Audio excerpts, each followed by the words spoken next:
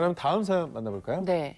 네, 40대 부부이시고요. 네. 서울 아파트 10억 정도의 아파트를 매매, 대출을 고민하고 계신 것 같아요. 현재는 일산에 25평대 아파트를 보유 중이시고 근데 이제 자녀가 초등학교 입학을 하기 때문에 서울로 이사를 하시려고 하는 것 같습니다. 수입이 연봉 5천만 원 정도고요. 언제쯤 구매해야 적당한 타이밍일지 그리고 아무래도 큰 돈을 대출받아야 되는 상황인데 어떤 방법이 좋을지 네. 돈을 좀 더 모으고 이사하는 게 좋을지 질문을 네. 좀 보내주셨어요. 아, 이거 진짜 너무 진짜 많이 공감돼요. 고민하시죠. 네. 사실 학교 보내는 부모들은 야, 이거 학군 좋은 데로 가야 되나. 그렇죠. 그러니까 이게 진짜 네. 이거 많이 하는 고민일 텐데. 일단 현재 기준으로 대출 가능 금액을 살펴보면 9억까지 40% LTV니까 네. 네. 이제 3억 6천만 원이고 나머지 1억은 20%니까 2천만 원이 이제 가능하니까 총 대출 가능 금액은 이제 3억 8천만 원입니다. 그렇구나. 근데 4억 원이 필요한 상황이니까 다만 그 1주택자에 대해서 지역 무관하게 LTV를 70%까지 단일화하겠다는 또 정책이 예고가 돼 있잖아요. 네. 그럼 그 이후 시점에는 필요한 4억 원은 충분히 조달은 이제 가능할 것으로 이제 생각은 됩니다. 일단은 네. 매매는 일단 킵. 그러니까 LTV가 완화되는 시점을 잘 지켜봐야 되겠네요. 네. 그런데 여기서 또 한 가지 살펴봐야 될 것이 그 DSR을 또 살펴봐야 되는데요. DSR이 40%를 초과하게 되면 LTV가 충족된다 하더라도 대출이 불가하니까 이걸 한번 따져봐야겠죠. 네. 4% 금리로 원리금 균등 상환 방식으로 30년 만기 시에는 이제 DSR이 45.8%, 월 상환 금액이 190만 원이 됩니다. 그리고 35년 만기 시에는 DSR이 42.5%, 월 부담액이 이제 177만 원이고요.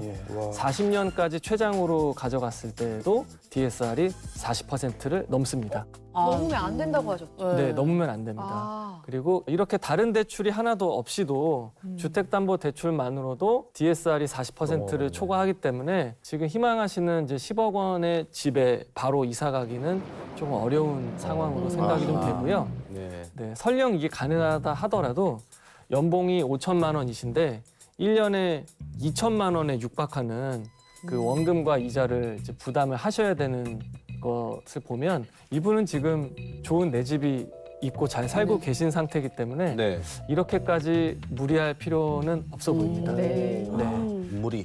네. 무리다. 그리고 더군다나 지금 일산은 그 1기 신도시 특별법 추진을 하고 있어서 재건축 이슈가 굉장히 뜨거운 지역이기 때문에 일산이 벌써 그렇게 됐어요? 네, 일산이 벌써 30년이 넘었죠. 와. 네. 그러네. 그건 안 옮기시고 더 지켜보시는 게 그 낫겠네요. 이슈가 또 있으면 그죠? 예.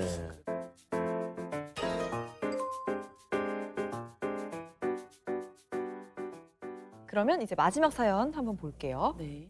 50대 4인 가족이시고 현재 영등포구에 거주 중이신데 생애 첫 매매 대출을 고민하고 계신 것 같아요. 13억 정도에. 네. 네. 그러니까 이제 이분은 결혼하고 아이들도 다 키우시면서 아무래도 집 살 타이밍을 좀 네. 놓치신 것 같아요. 근데 네. 이제는 자녀들이 크면서 네. 좀 큰 평수의 매매를 드디어 이제 결정을 네, 하신 예. 그런 상황인 것 같습니다. 네. 보유 자금 2억이 있으시고 수입은 연봉 8천만 원 정도.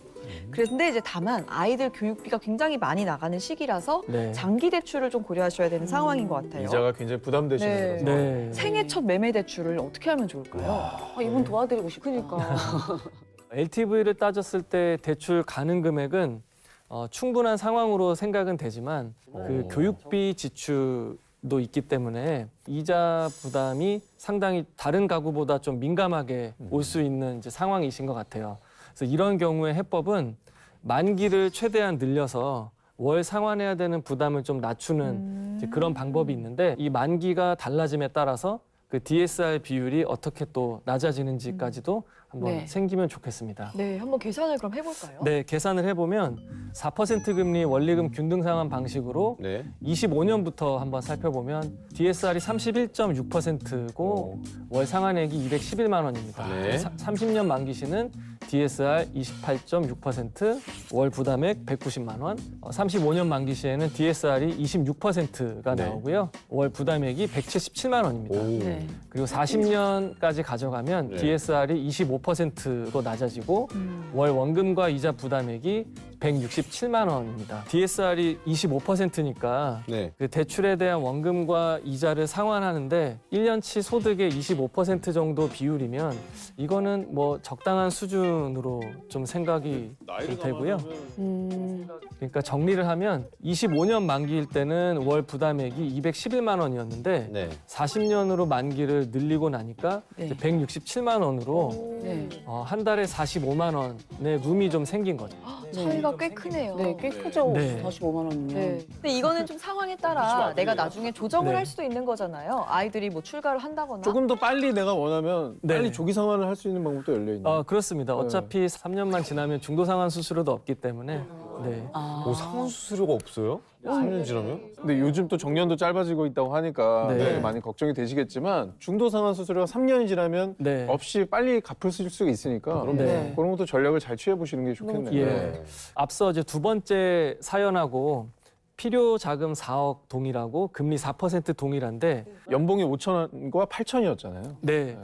그러니까 소득의 차이 때문에 좀 해법이 달라진다는 음. 얘기가 좀 중요한 포인트인 것 같습니다. DSR이 네. 소득과 그렇죠. 연계되니까. 네. 네. 그만큼 이제 대출은 그 소득이 가장 이제 중요한 키라고 보시면 될 것 같습니다. 네. 근데 이분은 무주택자시잖아요. 네.